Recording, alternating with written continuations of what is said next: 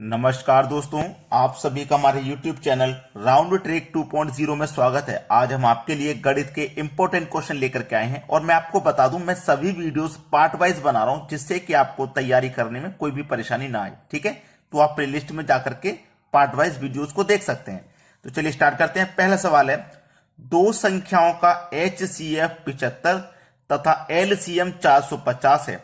यदि पहली संख्या में 3 से भाग दिया जाता है तो भागफल 75 आता है, तो दूसरी संख्या क्या होगी? देखिएगा, इन प्रश्नों के लिए एक फॉर्मूला आपने पहले पढ़ा होगा। पहली संख्या गुने दूसरी संख्या बराबर LCM इंटू HCF। ये फॉर्मूला आपने पहले पढ़ा होगा। अगर आपने नहीं पढ़ा है कोई बात नहीं, हम आपको बता रहे हैं। ठीक है, इस फॉर्मूले से ये सवाल हल होता है, लेकिन इसमें आपको HCF भी मिल जाएगा, LCM भी मिल जाएगा, लेकिन पहली संख्या या दूसरी संख्या में से एक होनी चाहिए। ठीक है, लेकिन यहां पे पहली संख्या दूसरी संख्या नहीं दी गई है। उसने बोला है कि पहली संख्या में 3 से भाग दिया जाए तो शेषफल 75 आता है। ठीक है, देखिए पहली संख्या कोई रही होगी, हमें नहीं पता पहली संख्या क्या है, तो हमने उसको x मान लिया। ठीक है, पहली संख्या को x मान लिया। उस संख्या में हम 3 से भाग देंगे। 3 से जब भाग देंगे तो भागफल 75 आएगा। तो भागफल क्या आएगा? 75 आएगा। समझ में आ गया? ठीक है, तो आपकी ये वाली संख्या क्या होती है? हम इस संख्या से इसमें भाग देते हैं, ये हमारा भागफल आ गया। ठीक है, जो बचता है वो यहां पे हमारा शेष हो जाता है। ठीक है, तो ये संख्या क्या होती है? इन दोनों संख्याओं का मल्टीप्लाई ही तो ये संख्या होती है। भाजक और भागफल का मल्टीप्लाई ही आपकी ये संख्या होती है। क्लियर है? तो 75 का मल्टीप्लाई मैं 3 से कर दूंगा तो ये हो जाएगा 225। एक बार करके दिखा देता हूं। जैसे हम क्या करें, 6 में अगर 2 से डिवाइड करें तो 3 बार जाएगा। भाई 2 से डिवाइड करेंगे 6 में तो 3 बार जाएगा, और 2 3 का मल्टीप्लाई क्या होता है? 6 ही तो होता है। तो ये जो संख्या ना, इन दोनों का मल्टीप्लाई ही होती है। वैसे ही ये दोनों संख्या का मल्टीप्लाई यहां मेरा ये है। तो अब मुझे ये पता चल गया कि मेरी पहली जो संख्या है ना वो 225 है। पहली संख्या है 225, दूसरी संख्या हमको निकालनी है। LCM है आपका 450 और HCF है 75। देखो 75 से 225 3 बार में कटेगा, और 3 से 45 15 बार में कटेगा, और एक है 0। यानी कि दूसरी संख्या आपकी क्या है? 150 है। ये आपके सवाल का है बिल्कुल सही आंसर, 150। सी ऑप्शन बिल्कुल सही जवाब हो जाएगा। चलिए अब देखते हैं अगला सवाल। अगला प्रश्न है, कोई व्यक्ति अपनी यात्रा की 3/4 दूरी बस से, 1/6 रिक्शा से और 2 किलोमीटर पैदल तय करता है। उस व्यक्ति ने कुल कितनी दूरी, वो कितनी यात्रा की है? चलिए, 2 किलोमीटर यात्रा तो उसने पैदल की है, और 3/4 दूरी बस से तय की है, और 1/6 रिक्शा से। सबको हम जोड़ लेंगे तो पता चल जाएगा कितनी यात्रा की है। सबको जोड़ने से पता लग जाएगा। ये कितनी है मेरी? 3/4 है, और ये 1/6। 3/4 बस से तय की है और 1/6 रिक्शा से तय की गई है। अब 4 और 6 का अगर आप LCM लोगे तो 12 आ जाएगा LCM। 4 और 6 का LCM 12। 4 से कटाओ 12 को तो 3 बार में, 3 त्रिक का 9, प्लस 6 से घटाओ 12 को 2 बार में, 2 एक कम 2 हो जाएगा। अब 9 और 2 को अगर आप जोड़ते हैं तो ये 11 हो जाएगा, बटे में क्या है? 12। 11/12।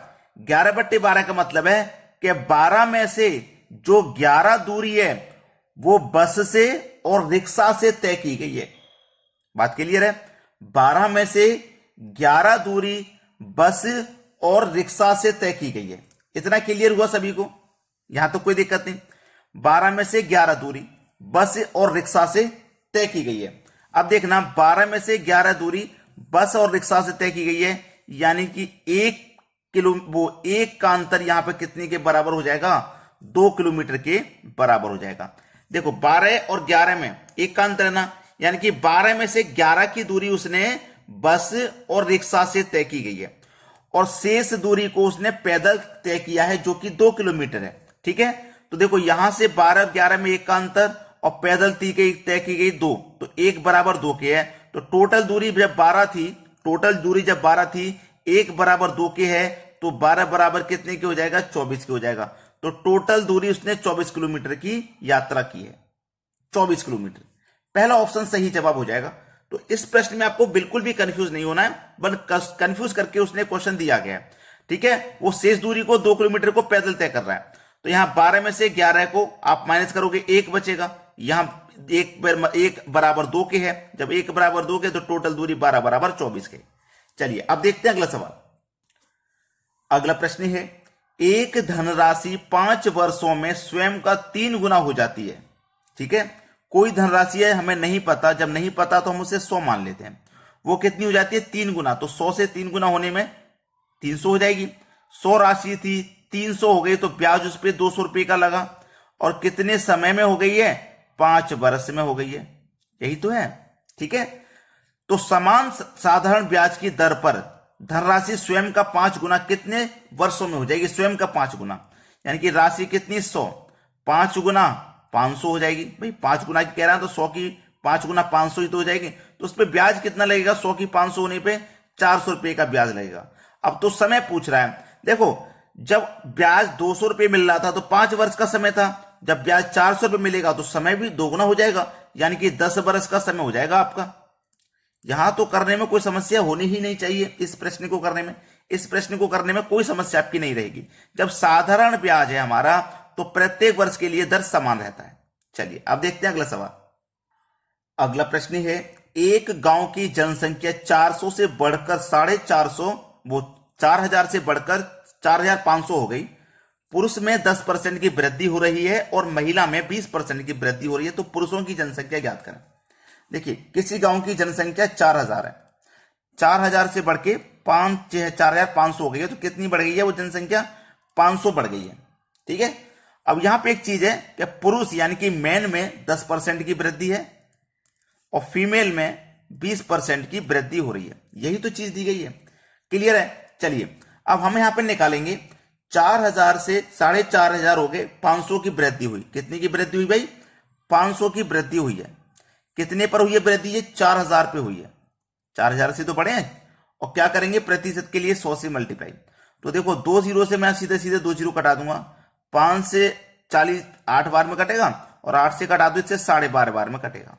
अब ओवरऑल देखना, ओवरऑल जो रेट है, ओवरऑल जो प्रतिशत की दर है बढ़ने की 12.5 है। यानी कि लड़का हो चाहे महिला हो, आदमी पुरुष दोनों की ओवरऑल 12.5 है, ठीक है। दोनों की मिलाकर के 12.5, जबकि पुरुष की 10 है और फीमेल महिला की 20 है और ओवरऑल कितनी है 12.5। तो ये एलिगेशन मेथड यहां पे लग जाएगा कि नहीं लग जाएगा, लग जाएगा। चलिए 20 और 12.5 का अंतर कितना आ जाएगा, 7.5, और 10 और 12.5 का अंतर कितना आ जाएगा, 2.5। अब 2.5 से एक बार में कटेगा, 2.5 से 3 बार में कटेगा, यानी कि 3:1 आ गया। मैन का अनुपात 3, फीमेल का अनुपात 1, ये निकल के आ गया। पूछ रहा है पुरुषों की जनसंख्या क्या, भाई आराम से बता दो अब तो, क्योंकि पुरुष की जनसंख्या पूछिए। पुरुष का रेशो कितना है, 3 है, ठीक है। पुरुष का रेशो कितना है, 3 है। बटे में क्या रखेंगे, रेशियो का योग, अनुपातिक योग, यानी कि 3 और 1 4 हो जाएगा, ठीक है। 3 और 1 4 हो जाएगा।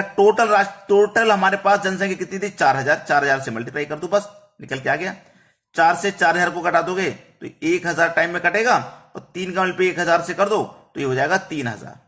सवाल खत्म, ठीक है। बी ऑप्शन बिल्कुल सही जवाब है। जिसका पूछा है उस अनुपात को लिखिए, बटे में अनुपातिक योग, और जो जनसंख्या थी उतनी जनसंख्या से मल्टीप्लाई कर दीजिए। अब देखते हैं अगला सवाल।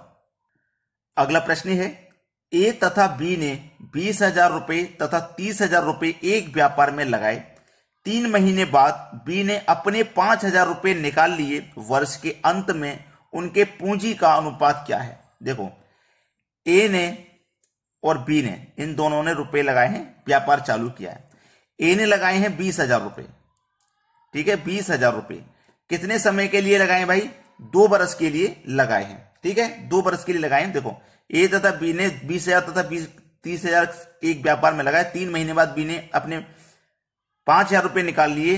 वर्ष के अंत में उनकी पूंजी का अनुपात पूछ रहा है क्या होगा, ठीक है। वर्ष के अंत में, तो वर्ष के अंत में यानी कि 12 महीने के अंत में, तो 12 महीने के लिए यानी कि 1 वर्ष के लिए व्यापार आरंभ किया है। तो 20,000 रुपए लगाए ए ने और 30,000 रुपए लगाए बी ने। 30,000 रुपए लगाए बी ने। अब सुनिएगा बी क्या कह रहा है। बी ने 30,000 रुपए लगाए हैं और 3 महीने के बाद उसने 5,000 रुपए निकाल लिए। कितने महीने के बाद? 3 महीने के बाद 5,000 रुपए निकाल लिए, तो बचे कितने? 25,000 रुपए। 25,000 रुपए बचे, तो ये अब 9 महीने के लिए है। इतना ही समझना है बस, बात बाकी सवाल तो समझ ही हो गया। 20,000 कमल पे 12 में कर दो, तो 12 दूने का 24, तो ये 24 और ये 4 जीरो आ जाएंगे, यानी कि 2,40,000 हो जाएगा। ठीक है, अब यहां पे 3 त्रिक का 9 कर दो और 1 2 3 4 जीरो यहां जाएंगे, प्लस 25 निम्मा 225 और 3 जीरो ये आ जाएंगे। ठीक है, यहां तक किसी को कोई दिक्कत नहीं। अब देखना, यहां पे पहले आप जोड़ लीजिए, उसके बाद में कटा लेंगे। पहले जोड़ लीजिए, ये 24,000 है इधर, और इधर इसको और इसको दोनों को जोड़ लीजिए। आप दोनों को जोड़ेंगे, 0 का 0, फिर 0 का 0, फिर 0 का 3 जीरो है ना, फिर 0 और 5 5 रहेगा, 22 और 9 को जोड़ लो, 22 और 9 31 हो जाएगा। ठीक है, चलो 1 2 3 0 से 1 2 3 0 कट जाएंगे, कट गया ना।